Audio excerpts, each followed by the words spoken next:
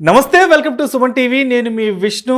ప్రస్తుతంతో పాటు stock market professional trader Dilip గారు ఉన్నారు. సో వారితో మాట్లాడి స్టాక్ మార్కెట్లోని ఆర్డర్ ఫ్లో అనే కాన్సెప్ట్ గురించి వారి విశ్లేషణ ద్వారా తెలుసుకుందాం. నమస్తే దిలీప్ గారు.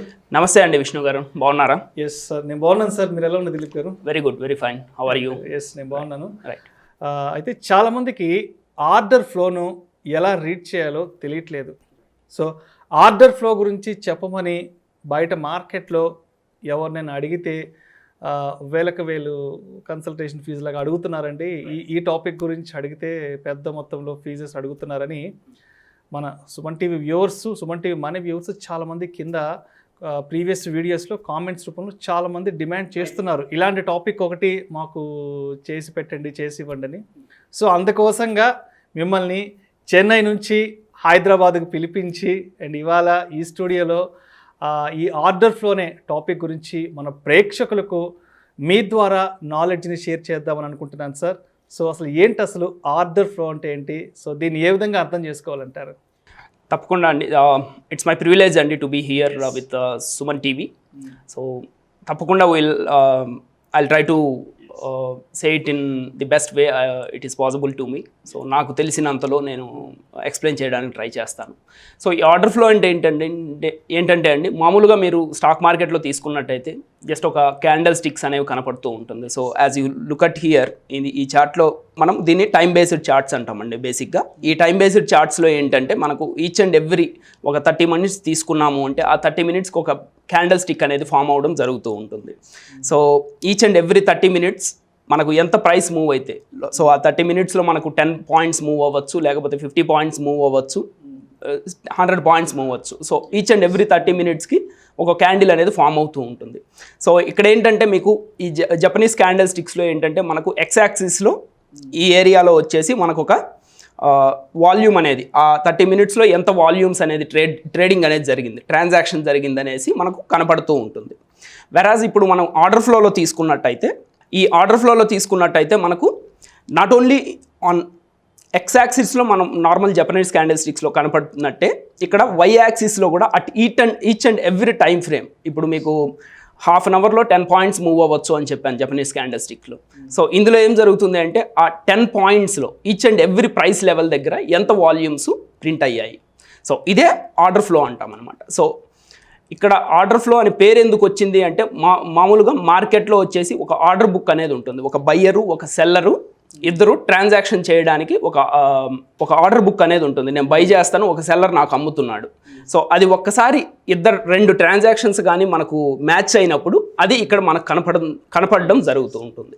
సో దీన్ని ఆర్డర్ ఫ్లో అంటాము, ఫుట్ ప్రింట్ చార్ట్స్ అంటాము. So various names cluster charts అనేసి వేరియస్ నేమ్స్తో పిలువబడుతుంది.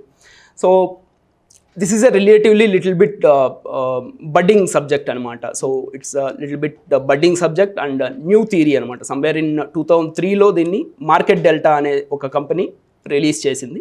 So compared to other types of analysis కానీ తీసుకున్నట్టయితే ఇది కొంచెం రిలేటివ్గా న్యూగా చెప్పుకోవచ్చు. మీకు ఇండికేటర్స్ కానివ్వండి, జపనీస్ క్యాండిల్ స్టిక్స్ కానివ్వండి, ఇవన్నీ కూడా ఎప్పటి నుంచో ఉన్నాయి. మేబీ 50 years 100 years నుంచి కూడా ఉన్నాయి.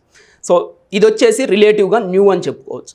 సో ఇందులో మీకేంటంటే నిజంగా ఎంత వాల్యూమ్స్ ఏ ఏరియాలో మనకు ప్రెజెంట్ అవుతుంది అని లైవ్గా కనపడుతూ ఉంటుంది కాబట్టి మీకు ఇంకా మొత్తం క్లారిటీ అనేది మీకు ఎక్కువ ఉంటుంది అనమాట. సో ఇక్కడ తీసుకున్నట్టయితే మీకు జపనీస్ క్యాండిల్ స్టిక్స్లో ఈ ఏరియాలో బ్రేక్అవుట్ అనేది జరగడం జరిగింది. ఈ ఏరియాలో సమ్ బ్రేక్అవుట్ అనేది జరిగింది. బట్ వెరాజ్ ఆర్డర్ ఫ్లో చార్ట్కి కానీ వెళ్ళాను అంటే ఇక్కడ మీరు తీసుకున్నట్టయితే మనకు సమ్వేర్ ఈ ఏరియాలో బ్రేక్అవుట్ అనేది జరిగింది 17,360 ఈ నిఫ్టీలో. సో ఈ ఏరియాలో మనకు ఒక సెల్లర్ అనే అతను ఇమీడియట్గా ఒక హ్యూజ్ ఆర్డర్ అనేది ప్లేస్ చేశాడు, సెల్లింగ్ ఆర్డర్ అనేది, which is almost 1 lakh plus అనేది జరిగింది అనమాట సెల్లింగ్ అనేది. సో ఇలా మనం డైరెక్ట్ ఆర్డర్స్ అనేది లైవ్గా చూడడం ద్వారా మనకు మచ్ మోర్ క్లారిటీ అనేది వస్తుందండి. So this is easy subject but it takes little bit of time to grasp the concepts అండి. So it takes some time, అది ఇంకేం లేదు. ఈ ఆర్డర్ ఫ్లో అనేది ఏ టైప్ ఆఫ్ ట్రేడర్స్కి ఎప్పుడు ఎక్కడ ఏ విధంగా ఉపయోగపడుతుంది అంటారు ట్రేడర్స్ విషయానికి వస్తే అసలు? సో ఇది ఆల్మోస్ట్ అందరూ వాడచ్చు అండి. రిటైల్ ట్రేడర్స్ వాడచ్చు, ప్రాప్ ట్రేడర్స్ వాడచ్చు. సో ప్రాప్ డెస్క్ మెయిన్లీ వాడుతూ ఉంటాయి. సో అందరూ వాడచ్చు, అన్ని సెగ్మెంట్లోనూ వాడచ్చు అండి యాక్చువల్గా. The reason is there is not much of difference when compare to Japanese candle స్టిక్స్తో మనం కంపేర్ చేసినట్టయితే. ఇక్కడ ఏంటంటే మీకు లైవ్ ఆర్డర్స్ కనపడుతుంది కాబట్టి ది బిగ్గెస్ట్ మిస్టేక్ ఒక ట్రేడరు స్టాక్ మార్కెట్లో ట్రేడ్ చేసే ట్రేడర్కి మెయిన్ ప్రాబ్లం ఏముంటుంది అంటే ఈ జస్ట్ గో బై ఎక్కడో బ్రేక్అవుట్ జరిగిందనేసి, లేకపోతే ఏదో ఆర్ఎస్ఐ లేకపోతే ఎంఏసిడి క్రాస్ ఓవర్ ఏదో జరిగిందనేసి ట్రేడ్ చేస్తూ ఉంటాడు. విచ్ గివ్స్ కాన్ఫిడెన్స్ అనేది, అంత కాన్ఫిడెన్స్ ఉండదు. ఒక 1 year 2 years నుంచి ఒక ట్రేడర్ కానీ అందులో ట్రేడ్ చేస్తున్నట్టయితే అతన్ని అడిగినట్టయితే హీ ఆల్వేస్ సేస్ దట్ ఎప్పుడో ఒక చోట ఫెయిల్ అవుతూ ఉంటుంది ఈ ఆర్ఎస్ఐ ఇండికేటర్స్ కానీ ఎంఏసిడి ఇండికేటర్స్ కానీ. బట్ మీరు ఇక్కడ లైవ్ ఆర్డర్స్ అనేది గమనిస్తూ ఉంటారు కాబట్టి so the chances of it failing will be very less. నేను ఫెయిల్ అవ్వదని నేను చెప్పను, but chances will be very less. Probability of being on the right side of the trade will be very high. So that I can assure you. So that's the thing అండి. ఎవరైనా use చేయొచ్చండి, retail traders కానీ. So again మీకు volumes, it's also volume accounted. So volume అంటే మీకు 1 lot చేయొచ్చు, 100 lots trade చేయొచ్చు.